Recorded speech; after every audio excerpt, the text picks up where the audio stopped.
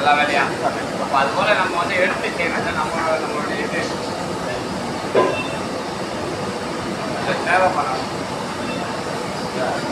அவையார் சொல்லியிருக்காங்க, தானமும் தவமும் தான் செய்த பேருக்கு வானவன் நாடு வழி திறக்கும்னு சொல்லியிருக்காங்க. சரிங்களா? அப்போ நமக்கு அங்கே வந்து நல்ல பதவி கிடைக்கணும்னா இந்த சேவையெல்லாம் பண்ணணும். இந்த சேவை பண்ணிட்டு பண்ணால் பத்தாது, தவம் பண்ணணும். தானமும் தவமும் பண்ணணும். சரியா? அதனால் இதில் உங்களை நல்லா ஈடுபடுத்திங்க. இதில் நல்லா ஈடுபடுத்தி வித்தையில் ஈடுபடுத்திங்கன்னா உங்களுக்கு உலக வாழ்க்கை சூழ்நிலையெல்லாம் கரைஞ்சி போயிடும். உங்களுக்கு கஷ்டமே இருக்காது. மாற்றிட்டு கொடுப்பாங்க, மாற்றி கொடுப்பாங்க. அது உங்களுக்கு நீங்கள் அனுபவப்பூர்வமாக உணர்வீங்க. எல்லாத்தையும் வெளியில் இருக்கேன்.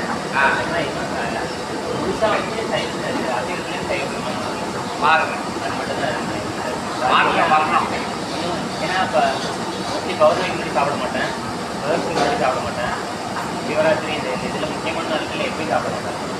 இடையில எப்பயும் சாப்பிட்டாதான் எல்லா ராத்திரியும் சிவனோட தான். எல்லா நாளும் அவங்களோட தான், நம்மளோட எதுவும் இல்லை. நம்மளாம் ஒதுக்கி வச்சுருக்கிறோம். இது சிவனுடைய ராத்திரி, இது சக்தியுடைய ராத்திரி, ஒவ்வொரு ராத்திரி நவராத்திரி சக்தியுடைய இது அப்படின்னு அதெல்லாம் இல்லை. எல்லா ராத்திரியும் அவங்களுக்கு தான், எல்லா பகலும் அவங்களுக்கு தான். சிவசக்தி தான் எல்லாமே. புரியுதுங்களா? அந்த பகல் இரவு நமக்கு வெளியில் வந்து சூரியன் வந்து போது பகல் இரவு உங்களுக்கு தெரியுது. உங்களுக்கு கண்ணு போடுங்க, இருட்டாகி போச்சா?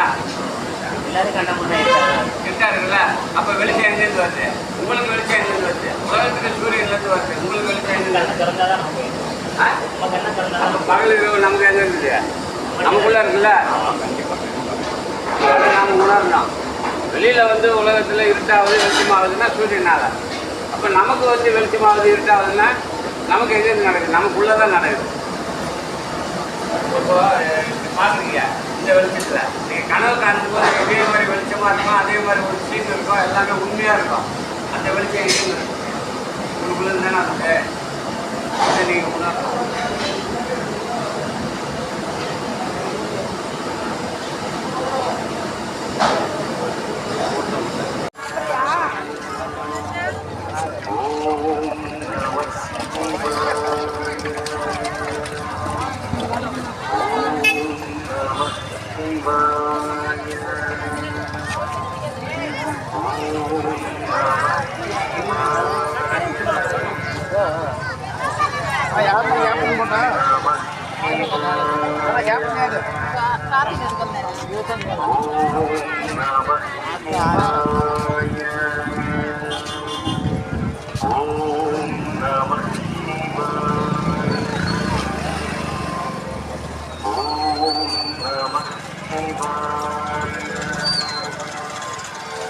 Om Namah Shivaya.